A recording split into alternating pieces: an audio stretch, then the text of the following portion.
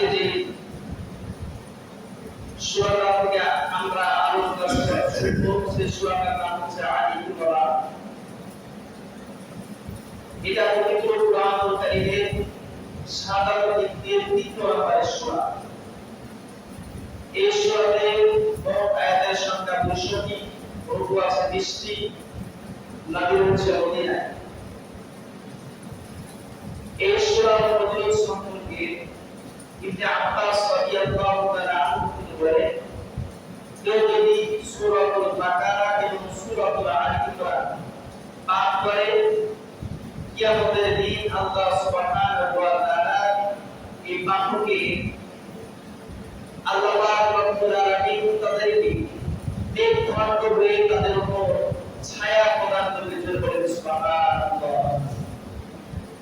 আমরা সূরাতুল আলী ইমরানের 26 নম্বর আয়াত তেলাওয়াত করেছি, সেখান থেকে আলোচনা।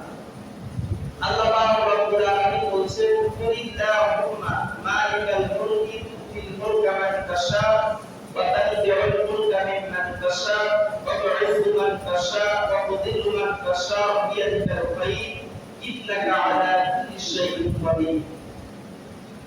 আল্লাহ তাআলা বলেছেন, হে রাসূল আপনি বলে দিন, সমস্ত রাজত্ব মালিককে আল্লাহ পাক রব্বুল আলামিন। সমস্ত রাজত্ব ক্ষমতার প্রকৃত মালিক হচ্ছেন আল্লাহ। আল্লাহ পাক রব্বুল আলামিন যাকে ইচ্ছা রাষ্ট্র ক্ষমতা দেন, আবার যার কাছে ইচ্ছা এই রাষ্ট্র ক্ষমতা তাকে কেড়ে দেন। যাকে ইচ্ছা ইজ্জত দেন, সম্মান দেন, এবং যাকে ইচ্ছা অপমান অপদস্থ করে বিদায় করে দেন। এবং কল্যাণ অকল্যাণ আল্লাহ পাক রব্বুল আলামিনের হাতে। নিশ্চয় তিনি সকল কিছুর উপর ক্ষমতাবান। এ হচ্ছে আয়াতের বক্তব্য, যেটা আমরা তাফসীর আকারে জানি। আল্লাহ পাক রব্বুল আলামিন বলেছেন, কুলিল্লাহুম্মা, হে নবী আপনি বলে দিন, রাজত্বের মালিক কে? আল্লাহ পাক রব্বুল আলামিন। তুতিল মুলকা মান তাশা, আল্লাহ পাক রব্বুল আলামিন যাকে ইচ্ছা রাষ্ট্র ক্ষমতা দেন। ওয়া তানজিউল মুলকা মিম্মান তাশা, এবং যার কাছ থেকে ইচ্ছা এই রাষ্ট্র ক্ষমতা ছিনিয়ে নেন। এই ক্ষমতাটা কার? আল্লাহ। আল্লাহ পাক রব্বুল আলামিন। ওয়া তু'ইজ্জু মান তাশা, যাকে ইচ্ছা সম্মান দেন। ওয়া তুযিল্লু মান তাশা, এবং যাকে ইচ্ছা সম্মান থেকে, সম্মানের চেয়ার থেকে অপমান করে, অপদস্থ করে বিদায় করে দেন। এই ক্ষমতা কার? আল্লাহ পাক রব্বুল আলামিন। বিয়াদিকাল খায়র, কল্যাণ এবং অকল্যাণ হচ্ছে তার হাতে, আল্লাহ পাক রব্বুল আলামিন। ইন্নাকা আলা কুল্লি শাইইন কাদির, নিশ্চয় সমস্ত কিছুর উপর ক্ষমতাবান কে? আল্লাহ পাক রব্বুল আলামিন। সে কথাই বলছে, এই যে কল্যাণ আর অকল্যাণ, আমাদের কাছে কল্যাণ আর অকল্যাণ আছে। আমরা বলি আল্লাহ সব কিছু দেন, আমি এত নামাজ পড়ি, আমি এত রোজা করি, আমি এত ভালো ভালো কাজ করি, অন্য কাউকে দেখে না যে নামাজ পড়ে না, রোজা করে না, হজ করে না, যাকাত করে না, দেয় না। এইরকম মানুষরা কত সুন্দর স্বাস্থ্য, কত সুন্দর ভালো মস্তিষ্ক ভাবে ঘুরে বেড়াচ্ছে, অথচ আমি এত নামাজ পড়ছি, এত রোজা করছি, এত ভালো ভালো কাজ করছি, আল্লাহ আমাকেই দেখলো এত অসুখ বিসুখ। বলি কি বলি না? কল্যাণ আর কল্যাণ মালিককে আল্লাহ পাক রব্বুল আলামিন। কি জন্য এগুলো দেয়? আল্লাহ তাআলা সূরাতুর নূহ আয়াত নাম্বার 41 কি সুন্দর করে বলছে, আল্লাহ রব্বুল আলামিন কি জন্য তোমাদেরকে এগুলো দিন, তোমরা শুনে নাও, জেনে নাও হে বান্দা। যাহারাল ফাসাদু ফিল আরদি ওয়াল বাহরি বিমা কাসাবাত আইদিন নাসি লিয়ুযীকাহুম বা'দাল্লাযী আমিলু লা'আল্লাহুম ইয়ারজিউন। আল্লাহু আকবার। জলে এবং স্থলে যা কিছু বিপর্যয়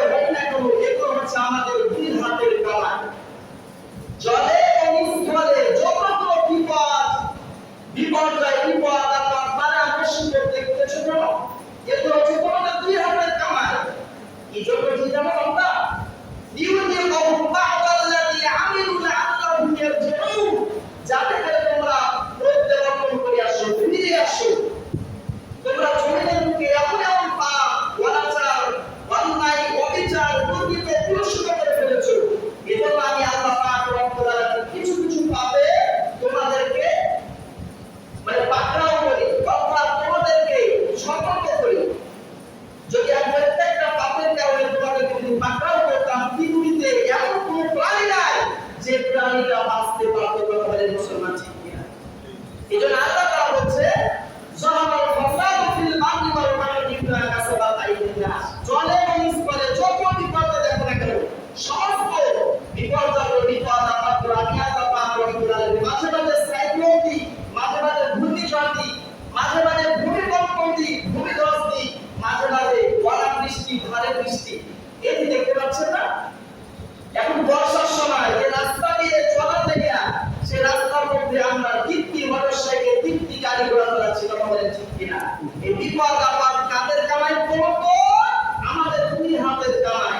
আর আল্লাহ তাআলা দিতে চান এর জন্য যাতে করে আল্লাহ পাক রব্বুল আলামিন বলছেন তোমরা যাতে ফিরে আসতে পারো। বান্দা সমস্ত এই গুনাহ থেকে তোমরা পরিত্রাণ পাবে। এই যে পৃথিবীতে আমরা দেখতে পাই যখন প্লেয়ারেরা অর্থাৎ ফুটবল খেলা বিশেষ করে দেখা যায়, ফুটবল খেলাতে অনেক সময় দেখা যায় একটা রেফারি থাকে এবং ফুটবল খেলা পরিবেশন করে। পরিবেশন করতে করতে এক মুহূর্তে যদি কোনো প্লেয়ার ওই ফুটবল খেলার মধ্যে যদি ফাউল খেলে, কি খেলে বলবো? ফাউল খেলে, অর্থাৎ রং খেলে, তাহলে পরে তাকে কি দেওয়া হবে? হলুদ কার্ড দেওয়া হয়।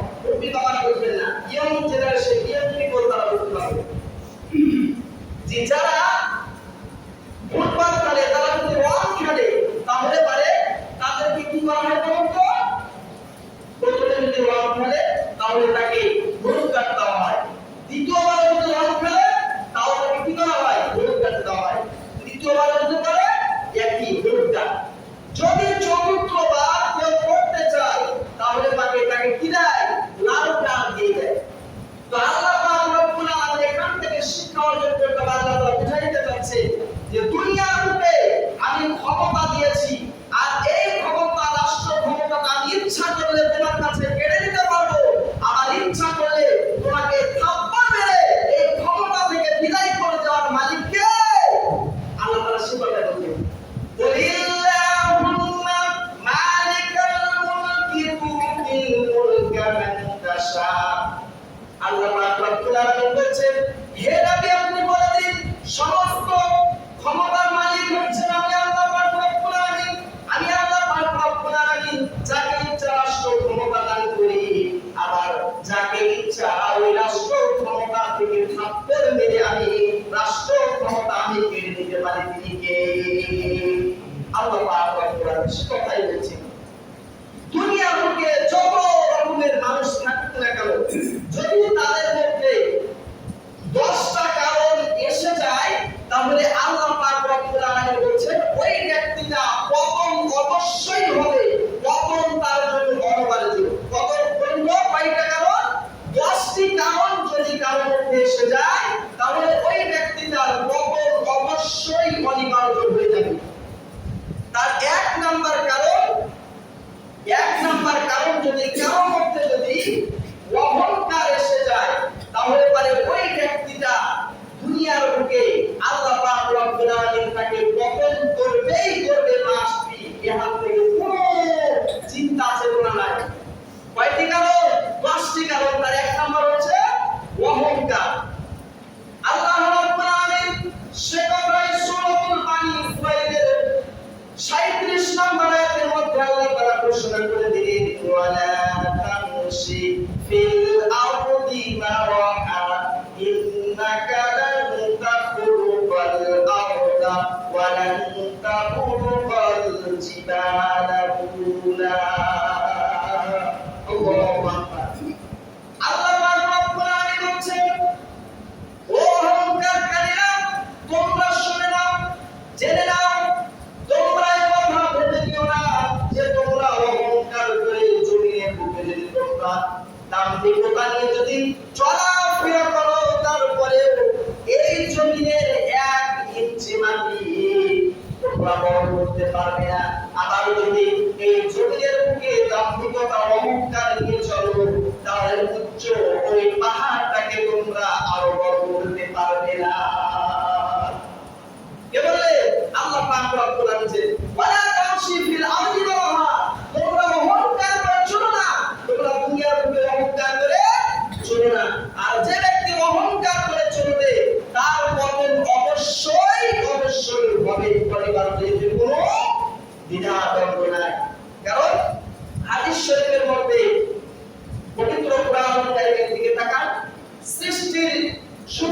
সামনের দিকে যদি তাকান তাহলে আমরা ক্লিয়ারলি বুঝতে পারবো।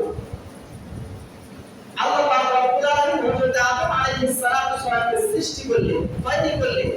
এরপরে তার সম্মানে সকল ফেরেশতাদেরকে বললেন তোমরা আদমকে সাজদা করো। তাদেরকে ঘোষণা করলেন, ফেরেশতাদেরকে বললেন। সকলেই সাজদা করলো, কিন্তু এক পাশে একজন দাঁড়িয়ে গেল। তিনি কে বলতো? ইবলিস। সব মালাকুল ফেরেশতা সকলে সাজদা করলো, কিন্তু ইবলিস সাজদা করতে পারল না। তখনই আল্লাহ পাক রব্বুল আলামিন বললেন, কেন তুমি সাজদা করবে না? কিসে তোমাকে বাধা দিয়েছে? সে সঙ্গে সঙ্গে বলে দিল, আদম হচ্ছে মাটির তৈরি আর আমি হচ্ছে আগুনের তৈরি। আদম হচ্ছে আগুনের তৈরি আর আমি হচ্ছে মাটির তৈরি। আর আমি আগুন হয়ে মাটির তৈরিকে কিভাবে সাজদা করব? কারণ আগুন সব সময় উপরের দিকে ওঠে আর মাটি সব সময় নিচের দিকে যায়। এর অহংকার হলো। সঙ্গে সঙ্গে আল্লাহ পাক রব্বুল আলামিন সূরাতুল বাকারার 34 নম্বর আয়াত নাযিল করে ওই অহংকারী ব্যক্তিকে জানিয়ে দিলেন, আবা ওয়াসতাকবারা ওয়া কানা মিনাল কাফিরিন। আবা ওয়াসতাকবারা ওয়া কানা মিনাল কাফিরিন। যে অহংকার করলো আর অহংকার করার কারণে সে ইবলিস কাফেরদের দলভুক্ত হয়ে গেল। চিৎকার দেব নাউযুবিল্লাহ। সঙ্গে সঙ্গে আল্লাহ পাক রব্বুল আলামিন বললেন, তোমাকে ফেরেশতাদের মুআল্লিম বানিয়ে দিয়েছিলাম, তোমাকে সবচেয়ে সম্মানিত আসন, সবচেয়ে উঁচু চেয়ারটা দিয়েছিলাম। তুমি অহংকার করেছো আর এই অহংকার করার কারণে আজকে তোমাকে এই চেয়ার থেকে নামতে বাধ্য করলেন কে? আল্লাহ পাক রব্বুল আলামিন। তিনি সে কথা বলছেন, অহংকার করো না, কারণ অহংকার হচ্ছে আমার চাদর আর গর্ব হচ্ছে আমার লুঙ্গি। কেউ যদি এই দুইটাকে নিয়ে টানা হাঁচড়া করে সেটা আমার গায়ের চাদর এবং লুঙ্গিটাকে নিয়ে টানা হাঁচড়া করলো। চিৎকার করে নাউযুবিল্লাহ। হাদিসের কুদসির মধ্যে আল্লাহ তাআলা কি চমৎকার করে বলছেন। আল্লাহ রাব্বুল আলামিন হাদিসের কুদসির মধ্যে বলছেন, আল কিবরিয়া উরিদু ইলা আযমাতি জারি ফামান নাসাআনি ওয়াহিদিন মিনহুমা আলফাইতুহু ফিন্নার। রাওয়াহু মুসলিম। ও অহংকারীরা, তোমরা কি নিয়ে অহংকার করো? তোমাদের কি অহংকার করার মতো কিছু আছে?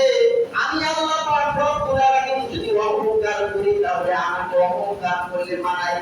অথচ তোমরা সৃষ্টির জীব হয়ে তোমরা কিসের অহংকার? রূপের অহংকার, ক্ষমতার অহংকার, টাকা পয়সার অহংকার, প্রতিপত্তির অহংকার। কিসের তোমরা অহংকার করছো?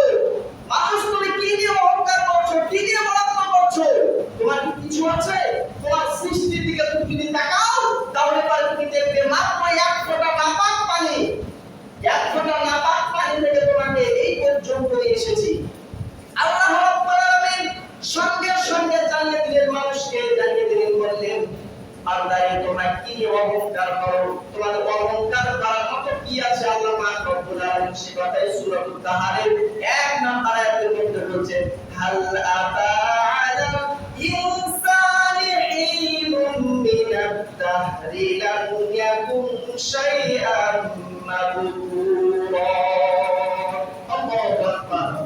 আল্লাহ পাক রব্বুল আলামিন ঘোষণা করে দিলেন, হাল আতা আলা ইনসান, হে মানুষ তুমি কি অহংকার করো?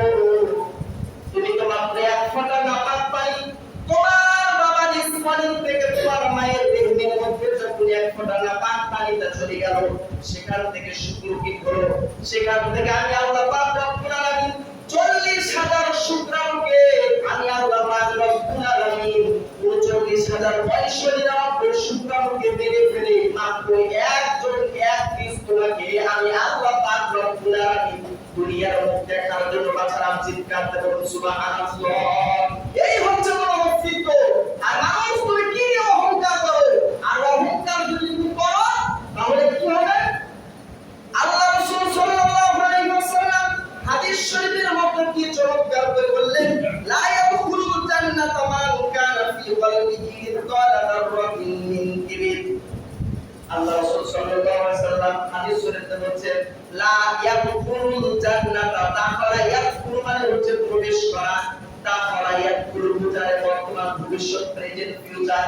কেউ যদি অহংকার করে বর্তমান ভবিষ্যতে করবে তাহলে ওই ব্যক্তিরা কখনো জান্নাতে প্রবেশ করবে না, করছে না। কিয়ামত পর্যন্ত ওই ব্যক্তিরা জান্নাতে প্রবেশ করবে না। কারা? মান্নানের মধ্যে কানা ফি কবলিহি, যার অন্তরের মধ্যে মিনদার রাতি চারটা পরিমাণ সরিষার দানা পরিমাণ কিবির অহংকার থাকবে, ওই ব্যক্তিরা আল্লাহর জান্নাতে কিয়ামত পর্যন্ত পৌঁছাতে পারবে না। চিৎকার দিয়ে বলুন নাউজুবিল্লাহ। ঘোষণা করলেন কে? আল্লাহ রাসূল সাল্লাল্লাহু আলাইহি ওয়াসাল্লাম হাদিস শরীফের মধ্যে বলেছেন। আর যদি তোমরা অহংকার করো তাহলে তোমাদের কি হবে? আল্লাহ দেখেন একটা एग्जांपल দিতে আপনারা বুঝতে পারবেন। 1812 সালের একটি ঘটনা আপনারা সকলেই আমরা শুনেছি বা বিভিন্ন আলেমের মুখ থেকে আমরা শুনেছি। 1812 সালের একটি ঘটনা, বিশ্বের মধ্যে সবচেয়ে একটি বড় টাইটানিক বানা হলো। সবচেয়ে বিশ্বকে দেখানোর জন্য একটি বিশাল বড় ব্রিটেন টু আমেরিকা যাওয়ার জন্য তারা সফরে যাওয়ার জন্য একটা টাইটানিক জাহাজ তৈরি করলো।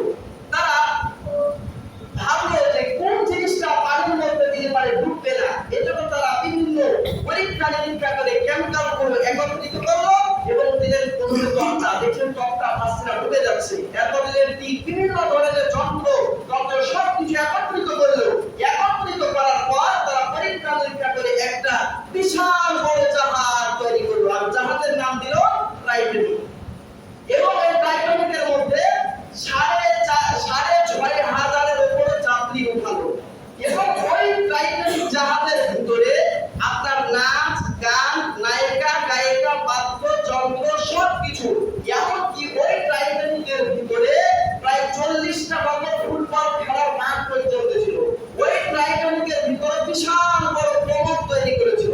ওই টাইটানিকের ভিতরে বিশাল বড় বাজার তৈরি করেছিল।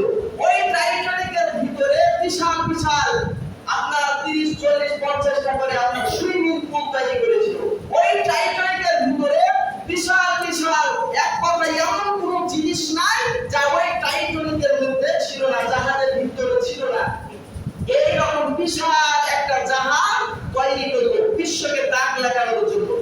এবার 6,000-এর উপরে যাত্রী নিয়ে ব্রিটেন টু আমেরিকা যাওয়ার জন্য ছুটলো।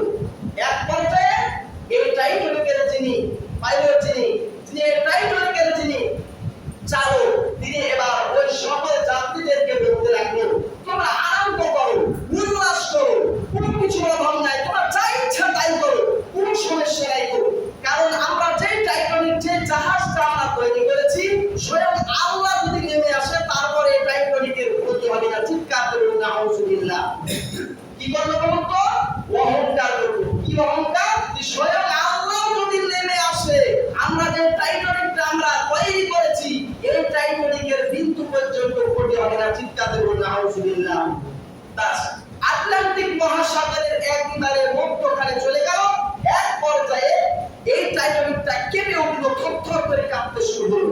এক পর্যায়ে মানুষেরা তো আতঙ্কিত, কি ব্যাপার, এত বড় জাহাজ, এত বড় টাইটানিক কিভাবে থরথর করে কাঁপে? তখন ওই চালক ডাকতে বলে, দেখো তো কি হয়েছে। তারা পরীক্ষা নিরীক্ষা করে দেখলো, এক পর্যায়ে তুষার খণ্ডের সঙ্গে কেবল একটু ওই টাইটানিকটা আঘাত লেগেছে। যখন পরীক্ষা নিরীক্ষা করে আসলো এবং চালককে বলা হলো, চালককে হেসে অট্ট হাসি দিল। আরে সামান্য তুষার খণ্ডের সঙ্গে, তুষার খণ্ড হচ্ছে আপনার বরফ, ওই যে পানি আপনার যুগে যুগে বরফ হয়ে যায় না, এই বরফ চলে গেছে আর ওই বরফের সঙ্গে ধাক্কা লেগেছে। যখন এই কথা ওই চালক শুনতে বলে অট্ট হাসি দিল। আরে সামান্য এই বরফের তুষার খণ্ডকে কি হবে? তোমরা আনন্দ করো, তোমরা জেরা কাজ শুরু করো, তোমরা গান পার্টি দেওয়ার আয়োজন করো, পিকনিক করো, তোমরা বিভিন্ন ভাবে যা ইচ্ছা তাই করো, কোনো সমস্যা নাই। একটু যেতে না যেতে দেখা গেল ওই আঘাতের মধ্যে ওই আপনার টাইটানিকটা একটা ছিদ্র হয়েছে, ওই ছিদ্র দিয়ে পানি ওঠা শুরু হয়ে গেল। পানি যখন উঠতে লাগলো তখন এক পর্যায়ে বিশ্বের সব সংস্থাদেরকে ফোন দেওয়া হলো বিভিন্ন জায়গা থেকে, আমাদেরকে বাঁচাও, আমাদেরকে বাঁচাও, আমাদেরকে বাঁচাও। আল্লাহ তাআলা বলেছে অহংকারকারীকে আমি আল্লাহ পাক রব্বুল আলামিন বরদাস্ত করি না। সঙ্গে সঙ্গে আটলান্টিক মহাসাগরের 36,000 গভীর তলে পড়ে গেল। ওই সংস্থাগুলো বিভিন্ন জায়গা থেকে আসার অনেক আগেই 6,500-এর উপরে সব যাত্রীকে নিমিষের মধ্যে তিনি একেবারে বরবাদ করে দিলেন। তিনি কে? আল্লাহ রাব্বুল আলামিন সে কথাই বলছেন, ওয়ালা তামশি ফিল আরদি মারহা ইন্নাকা লান তাখলুকাল আরদা ওয়া লান তাখলুকাল জিবালা তুলা। আল্লাহ কিসের তো অহংকার? তুই যদি অহংকার করে যদি রাস্তা দিয়েও চলিস, জমিন দিয়েও চলিস, জমিনের 1 ইঞ্চি জমিও কি বাড়াতে পারবি না। ঘোষণাটা কার? তাহলে অহংকার করা কি যাবে? কত বলেন? অহংকার করা যাবে না। এজন্য যে ব্যক্তি অহংকার করবে তার পতন হবেই হবে। তার 1 নাম্বার কারণ কি বলুন তো? অহংকার। তাহলে অহংকার করা যাবে? যাবে না।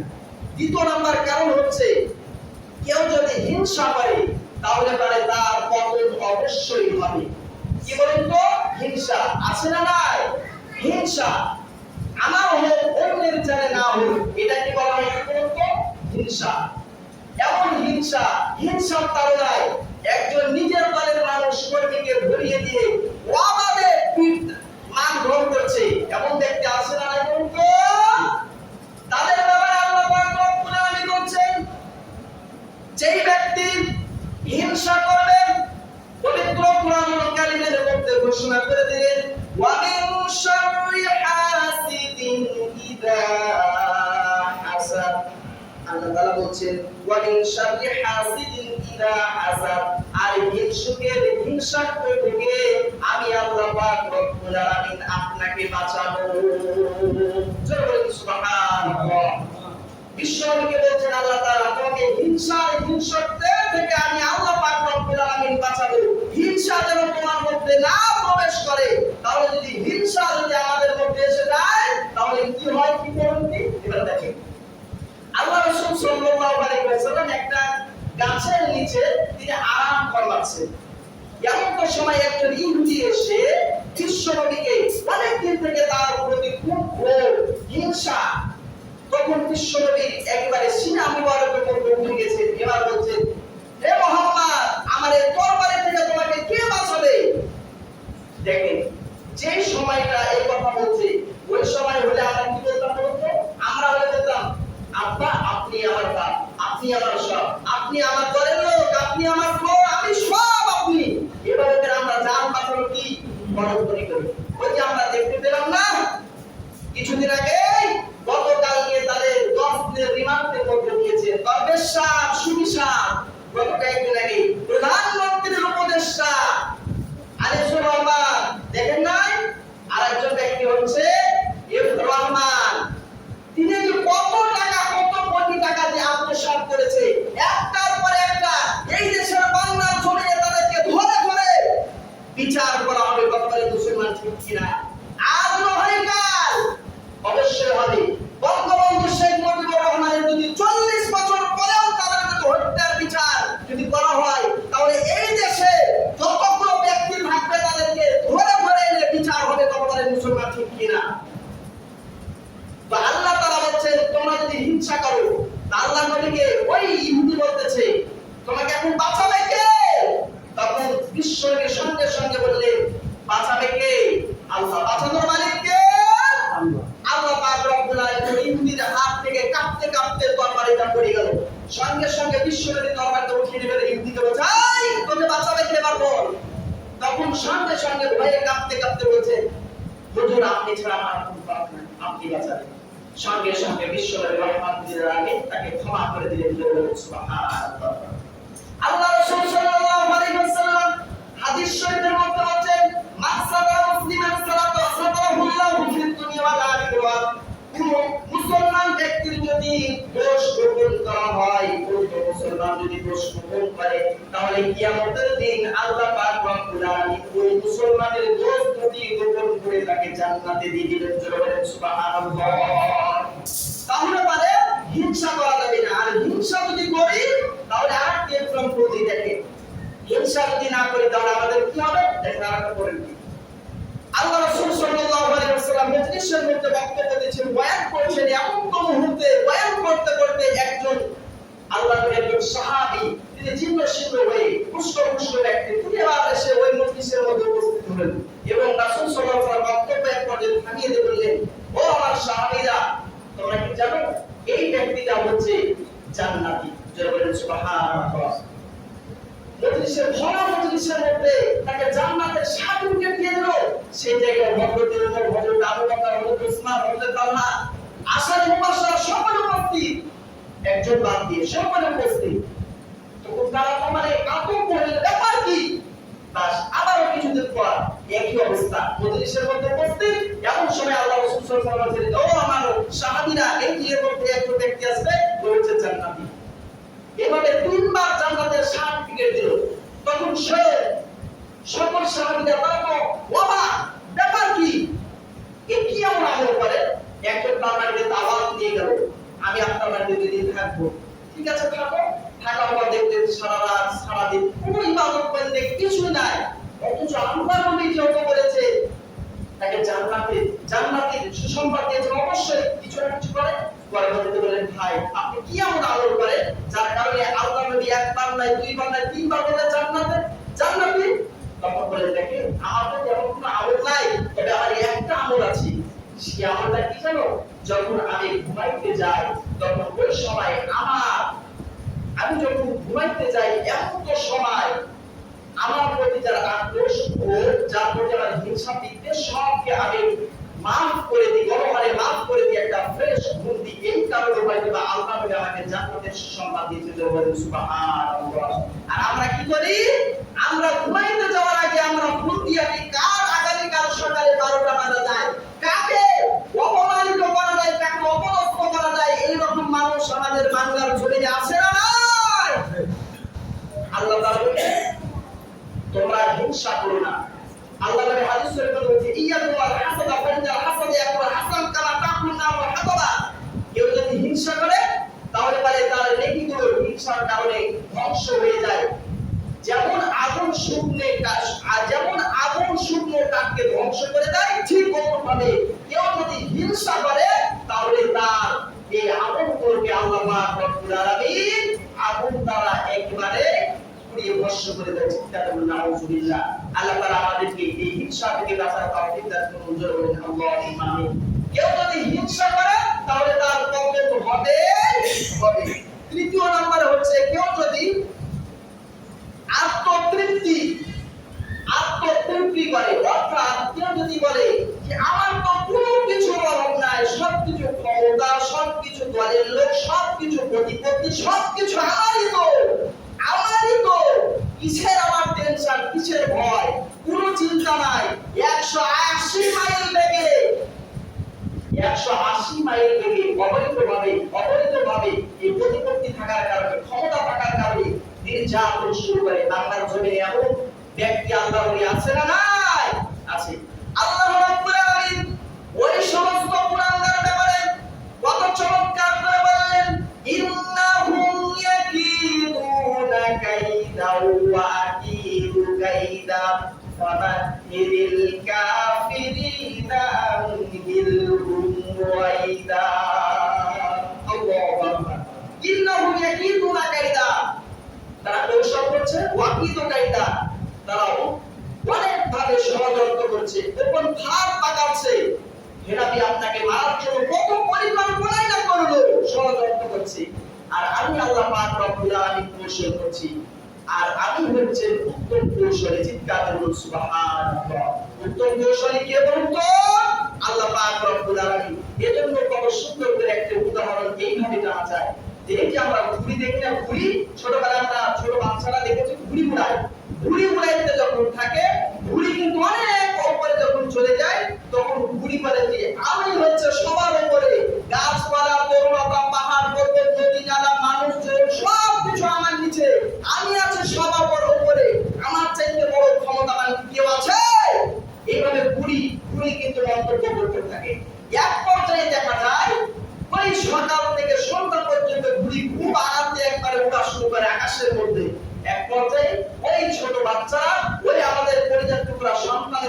সন্ধ্যার দিকে ওই ডোরটাকে ধরে টান দিতে থাকে, তখন ঘুরি করে মনে করে আমি কে রে, কে আমাকে টান দিল, টান দিচ্ছে না কেডা, আমি তো সবার উপরে, আকাশ মাতার সবকিছু আমার নিচে, আমি সবার উপরে মনের আনন্দে গান গাচ্ছি, কে টান দিচ্ছে, টান দিচ্ছে নাকে। এক পর্যায়ে যখন কাছাকাছি চলে আসে ঘুড়ি, তখন নিজে ধরা দিতে চাই না। দেখবেন অনেক সময় একবার এই দিকে দোল খাই, ওর দিকে দোল খাই, কারণ জানে যদি একবার ধরা পড়ি তাহলে 365 দিনের জন্য আমাকে ফাঁসি দিয়ে এই টাটির মধ্যে এইভাবে গেলে দিবে আমাদের ছোট ছেলেরা। এটা তো ধরা দিতে চাই না। দেখবেন বিভিন্ন ধরনের হয় গাছের মধ্যে সে কি ইত্যাদি খায়, অথবা যদি গাছ না থাকে তাহলে বিদ্যুতের বিলে, বিদ্যুতের পরে এইভাবে করে ধাক্কা খেয়ে চিরকালে বিদায় হয়ে যায়। এখান থেকে আমাদের শিক্ষণীয় কি? শিক্ষণীয় হচ্ছে যারা এই আত্মতৃপ্তি, ক্ষমতা, বল, মত নির্বিশেষে সবকিছু নিয়ে আত্ম অহংকার করছে, তাদেরকে আল্লাহ তাআলা বুঝাইতে যাচ্ছে আমার হাতে কিন্তু ডোর। কার হাতে? বলুন তো, আমার হাতে হচ্ছে ডোর। এই ডোর ধরে যখন কান দিব তখন পাপ করার ক্ষমতা কারো নাই। কথা বলে মুসলমান ঠিক কিনা? সে কথাই আল্লাহ তাআলা কুরআনুল কারীমের মধ্যে ঘোষণা করলেন, ইন্নাহুম ইয়াকিদুনা কাইদা ওয়া কিদু কাইদা মাহিল কাফিরিনা মিনহুম ওয়াইদা। তারাও কৌশল করে, ষড়যন্ত্র করে, বিভিন্ন ধরনের ক্ষমতা নিয়ে, বিভিন্ন ধরনের প্রতিপত্তি নিয়ে তারা বলতে থাকে আমরা তো সব করে, আমরা আর নামবো না, 47 সাল পর্যন্ত আমরা আর নামবো না।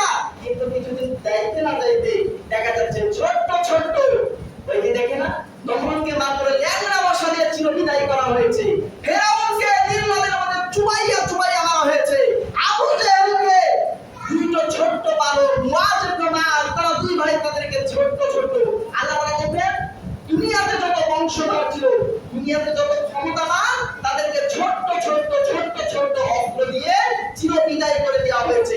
আজকের জামানাতেও এক ধরনের ফেরাউনকে ছোট্ট ছোট্ট এই আমাদের ছাত্ররা একেবারে নিমিষে শেষ করেছে। আমাদের মুসলমান ঠিক কিনা? 3 নাম্বার হচ্ছে কেউ যদি আত্মতৃপ্তি করে, এবং 4র্থ নাম্বারে কেউ যদি লোভ দেখানোর কোনো কাজ করে, এই লোভ দেখানোর কোনো কাজ আল্লাহ তাআলা কবুল করেন না। আল্লাহ রাব্বুল আলামিন বলেন ফাওয়াইলুল লিল মুসাল্লিন আল্লাযীনা হুম আন সালাতিহিম সাহুন আল্লাযীনা হুম ইউরাউনা ওয়া ইয়ামনাউনাল মাউন। আল্লাহু আকবার।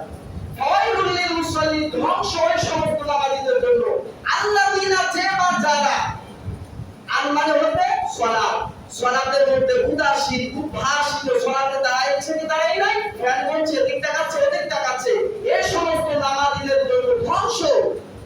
আর আল্লাযীনা হুম ইউরাউন, যারা লোভ দেখানোর জন্য এই কাজ করে। দেখতে পান না কিছুদিন আগে হজম করছে, বড় বড় মাথায় টুপিও বাঁধছে, আবার বিশাল বিশাল ফতোয়া দিচ্ছে। এইরকম নাম ভাই আমাদের বাংলাদেশে আছে না? নাই। এদের যখন যখন কোরআন এবং হাদিস থেকে হক কথাগুলো যখন মঞ্চ থেকে বলা হতো, তখন তাদের গা জ্বালা পোড়া করতো। এদের যতই ইবাদত লোভ দেখানো, এদের যতই ইবাদত লোভ দেখানো, আল্লাহর কাছে চায় না, পয়সার দাম নাই। কথা বলে মুসলমান ঠিক কিনা? এই কাজ যারা করবে লোভ দেখানোর জন্য তাদের ধ্বংস অনিবার্য। এবং 5ম নম্বরে কেউ যদি কৃপণতা করে, কেউ যদি কি করে বলুন তো? কৃপণতা করে। কৃপণতা কি? আল্লাহ পাক রব্বুল আলামিন বলেন ওয়া মান ইউকা শুহা নাফসিহি ফাউলাইকা হুমুল মুফলিহুন। যারা কৃপণতা করে না তারাই সফলকাম। সুবহানাল্লাহ। যারা কৃপণতা করে না তারা হচ্ছে সফলকাম, আর যারা কৃপণতা করবে তারা একেবারে ধ্বংস হয়ে যাবে। আমি ছোট্ট একবার সংক্ষিপ্ত আকারে বলে আমি আলোচনাটা শেষ করে দিচ্ছি ইনশাআল্লাহ। কারুনের ঘটনা আমরা শুনি নাই? কারুন এই কারুন এত আপনার ক্ষমতা, এত আপনার টাকা পয়সা ছিল, অর্থ সম্পদ ছিল, যে কয়েক যুবক বা চাবি বহন করার জন্য লাগতো। এত টাকা পয়সা ছিল। এক পর্যায়ে আল্লাহ পাক রব্বুল আলামিন হযরত মুসা আলাইহিস সালামকে বলেন যাও কারুনকে বলো তার সম্পদের যেন যাকাত দেয়। যখন এই কথা বললো তখন তেলে বেগুনে এই কারুন চলে উঠলো। হ্যাঁ, আমি এত কষ্ট করে টাকা পয়সা অর্জন করেছি, আমি আর যাকাত দিব? পশ্চিম কালে সম্ভব হয়? যাও, দেওয়া হবে না। একবার এভাবে 1 দিন 2 দিন 3 দিন এইভাবে করে তাওরাতে তাকে দাওয়াত দেওয়া হলো। দাওয়াত দেওয়া এক পর্যায়ে এসে কারণ এবার নিজে সহ্য করতে পারলো না, বলছে এই মূসাকে শায়েস্তা করা লাগবে, না হলে পরে আমার এই টাকা পয়সা থেকে তার হিংসা হচ্ছে, এই টাকা পয়সা নেওয়ার জন্য কত ফন্দি আছে, একে শায়েস্তা অবশ্যই করা লাগবে।